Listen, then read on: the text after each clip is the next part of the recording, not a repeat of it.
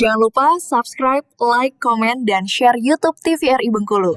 Dan nyalakan loncengnya ya. Ya pemirsa, kembali lagi tentunya di Dokter Keto bersama Keto Sehat. Masih membahas terkait trauma kimia pada mata. Mungkin Dokter Lisda boleh menjelaskan nih terkait tata laksananya ya dok ya. Akhirnya kita sampai di proses tata laksananya ya. Slide.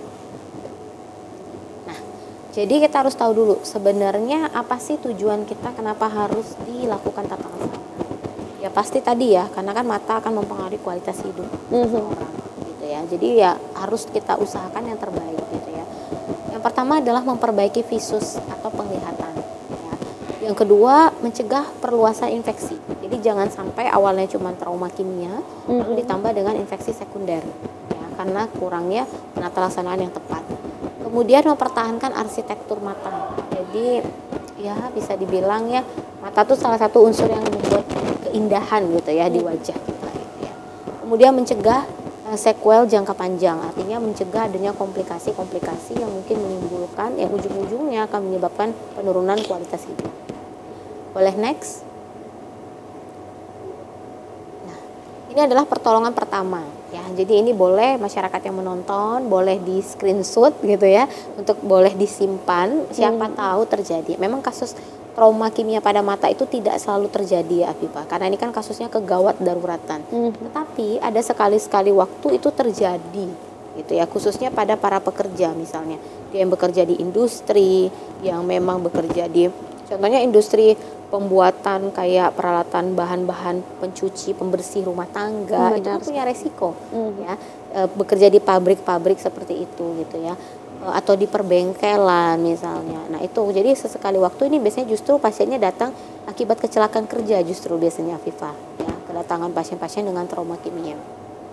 Nah pertolongan pertamanya itu adalah pertama menghentikan paparan. Jadi yang pasti ya dijauhkan dulu lah ya sumber paparannya.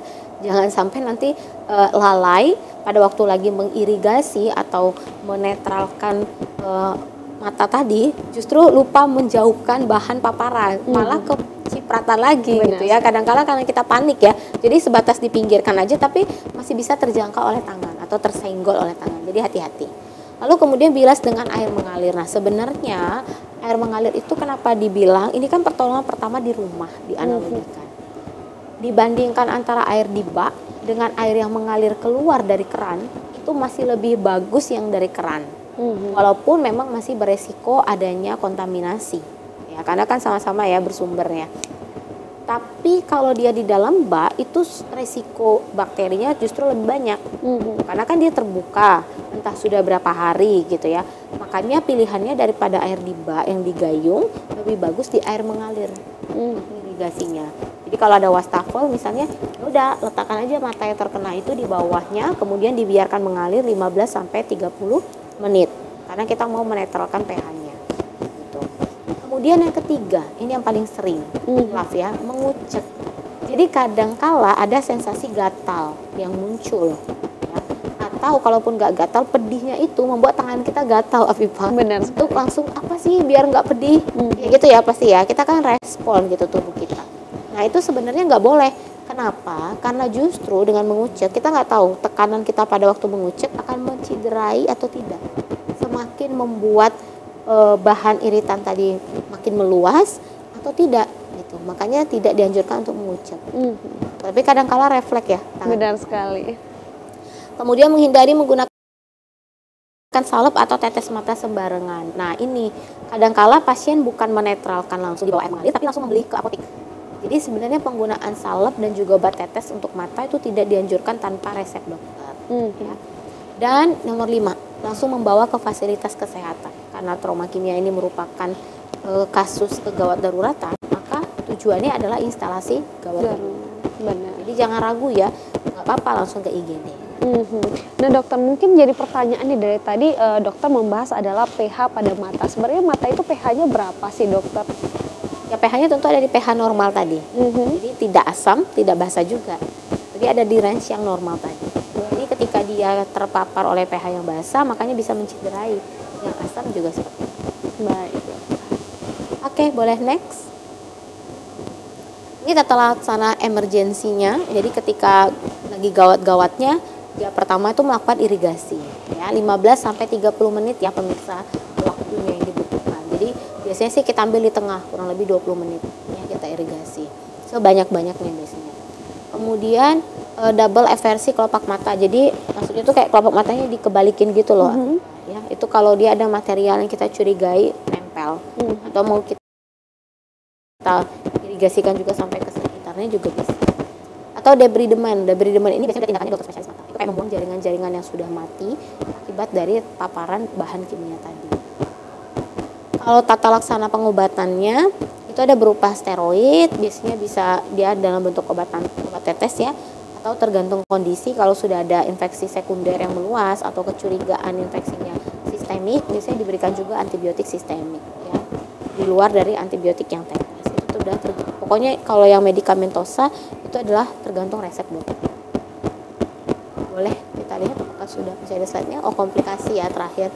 Jadi apa sih yang terjadi ketika kasus trauma ini tidak dilakukan tata laksana gitu? Apakah bisa sangat berbahaya gitu ya atau tidak? Jawabannya iya ya.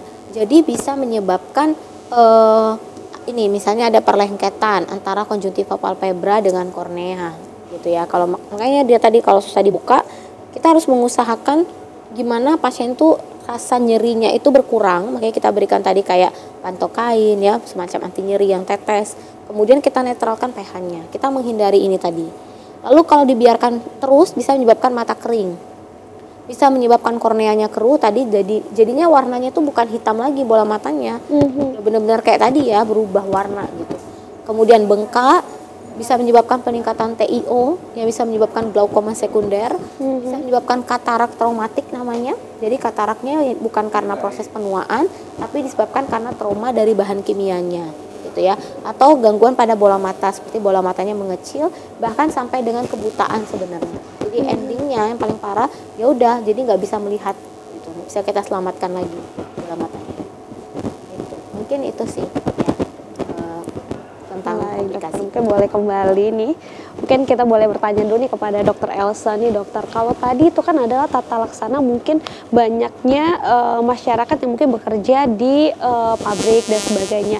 Nah apabila nih dokter mungkin zat-zat kimia yang ada di rumah nih terpapar oleh kita atau mungkin anak-anak nih bisa dikatakan yang mungkin tidak sengaja gitu ya tertumpah dengan zat-zat kimia, apakah memang pada anak-anak dan orang dewasa itu ada perbedaan nih dokter ketika terpapar zat kimia pada matanya?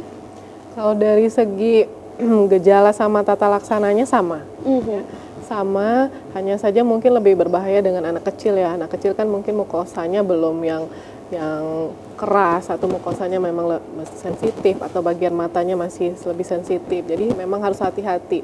Saya pernah dapat kasus anak-anak itu dia memang lagi sakit mata, hanya saja ada tetes mata sama tetes telinga di rumah sama neneknya, karena mungkin entah mamanya pergi kerja, nanti tolong teteskan mata si anak ini. Itu salah tetes, yang diberikan adalah tetes telinga. Itu awalnya kan nggak ngeh kalau itu adalah kesalahan.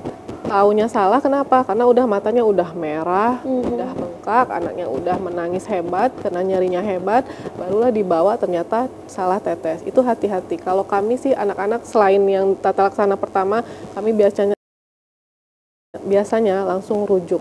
Karena anak-anak itu kan entah mukosanya belum terbentuk dengan sempurna atau masih sensitivitasnya masih tinggi seperti itu ya.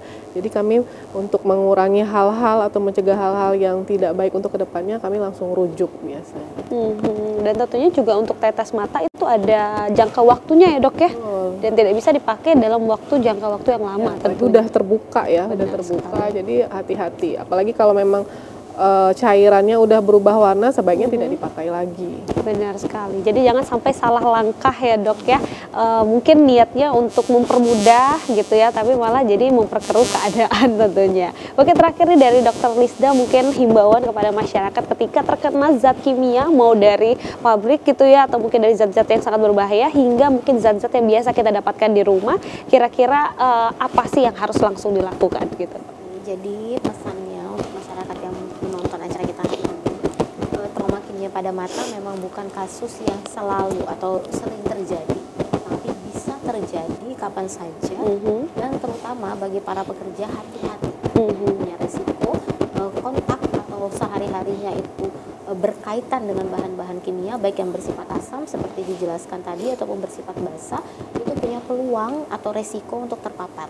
Maka boleh memperlengkapi diri misalnya dengan menggunakan kacamata pelindung ya, untuk menjaga apabila terpapar, jadi ada barirnya dulu, dan apabila terjadi jangan ragu untuk datang ke fasilitas kesehatan atau ke instalasi darurat rumah sakit. Baik, terima kasih Dr. Lizda dan Dr. Elsa sudah hadir tentunya untuk membahas terkait trauma kimia pada mata. Dan buat pemirsa di rumah, jangan lupa saksikan terus dokter kita dari Senin hingga Jumat pukul 10.00 waktu Indonesia Barat. Saya Afifah Mansyah pamit undur diri dan sampai jumpa.